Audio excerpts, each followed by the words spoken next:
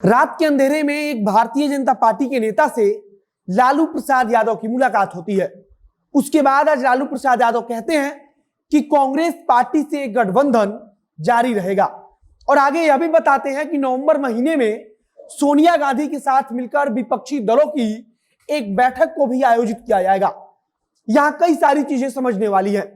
जिस भारतीय जनता पार्टी के नेता से लालू प्रसाद यादव की मुलाकात हुई है, वे 2 दिन पहले तक अपने जाति के संगठन के बैनर तले भारतीय जनता पार्टी की तरफ से चुनाव प्रचार भी कर रहे थे और मतदाताओं से अपील कर रहे थे कि भाजपा मतलब कि एनडीए मतलब कि जदयू जो इस बार उपचुनाव में अपना प्रत्याशी उतारकर चुनाव लड़ रही है, उसके पक्ष में उनकी अपनी जाति के मतदाता वोट करें।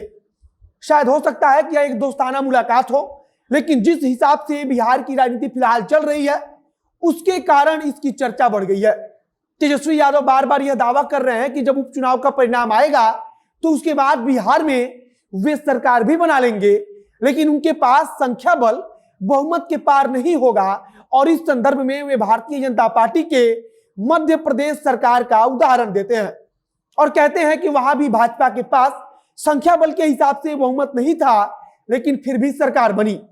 मतलब कि वे इशारा करते हैं कि उपचुनाव के परिणाम आने के बाद एनडीए के अंदर एक बड़ी टूट होगी और फिर नए राजनीतिक समीकरण बनेंगे और उस समीकरण के तहत राष्ट्रीय जनता दल सरकार बना लेगी।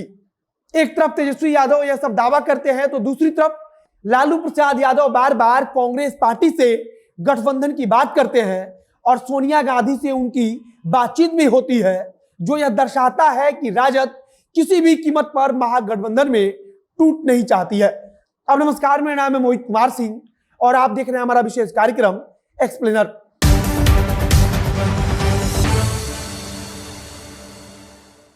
यह बात लालू प्रसाद यादव बखूबी जानते हैं कि अगर महागठबंधन टूटा तो आने वाले आगामी लोकसभा चुनाव में इसका बुरा परिणाम निकल सकता है। इसके अलावा जिस भारतीय जनता पार्टी के नेता से लालू प्रसाद यादव की मुलाकात हुई है, वह कायस्थ समाज पर अपनी पकड़ रखते हैं और कायस्थ समाज के संगठन के बैनर तले ही भारतीय जनता पार्टी के लिए वोट देने की अपील कर रहे थे। वे भारतीय जनता पार्टी के नेता हैं, लेकिन इस बार के उपचुनाव में जदयू हिस्सा ले रही है। भारतीय जनता पार्टी से मतलब यहां जदयू के उम्मीदवार का है जो एनडीए का हिस्सा है। कायस्थ समाज के नेताओं की एक मीटिंग हुई थी जिसमें आरके सिन्हा की तरफ से अपने समाज के मतदाताओं को कहा गया था, उनसे एक प्रकार से अपील की गई थी कि वे एनडीए की तरफ से जदयू का जो उम्मीदवार है उसे वोट करें। अब कल आरके सिन्हा की मुलाकात लालू प्रसाद यादव से होती है और इसी को लेकर चर्चा तेज है। अगर आरके सिन्हा के बारे में बात करें तो वे भारतीय जनता पार्टी के संस्थापक सदस्य हैं और भारतीय जनता पार्टी के पूर्व राज्यसभा सांसद हैं तथा इस देश के बड़े उद्योगपतियों में उनकी गिनती होती है।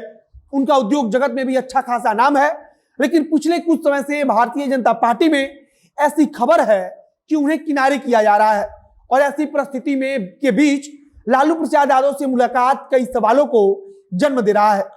हालांकि कहा जा रहा है कि इसका कोई राजनीतिक अर्थ ना निकाला जाए, क्योंकि सिर्फ पारिवारिक संबंध के कारण वे लालू प्रसाद यादव से मिलने गए थे। एक तरफ आरके सिन्हा को लेकर चर्चा है तो दूसरी तरफ लालू प्रसाद यादव और सोनिया गांधी की बातचीत को लेकर भी एक नए सिरे से चर्चा शुरू हो चुकी है। लालू प्रसाद यादव ने कहा है कि कांग्रेस पार्टी से गठबंधन भविष्य में जारी रहेगी और बहुत जल्द सोनिया गांधी से मिलकर हम विपक्षी दलों की एक बैठक करने वाले हैं।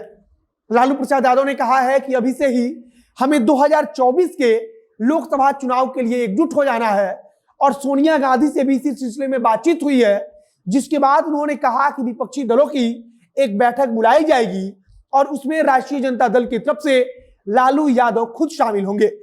आपको याद होगा कि जब लालू प्रसाद यादव ने कहा था कि सोनिया गांधी से हमारी बातचीत हुई है, तब कांग्रेस पार्टी के कुछ बड़े नेता इस दावे को झुठला रहे थे, लेकिन लालू प्रसाद यादव ने उनको भी जवाब देते हुए कहा कि सोनिया गांधी ने फोन करके हमारा हालचाल पूछा था और सवाल वही लोग उठाते हैं जिनकी सोनिया गांधी से मुलाकात नहीं हो पाती है। लालू प्रसाद यादव ने जो बयान दिया है उसके अनुसार यह तो लगभग साफ हो गया है कि कांग्रेस पार्टी के साथ जाने के लिए, भविष्य में उनके साथ गठबंधन जारी रखने के लिए राष्ट्रीय जनता दल एकदम तैयार है, लेकिन अभी कांग्रेस पार्टी की तरफ से कुछ भी खुलकर नहीं कहा जा रहा है।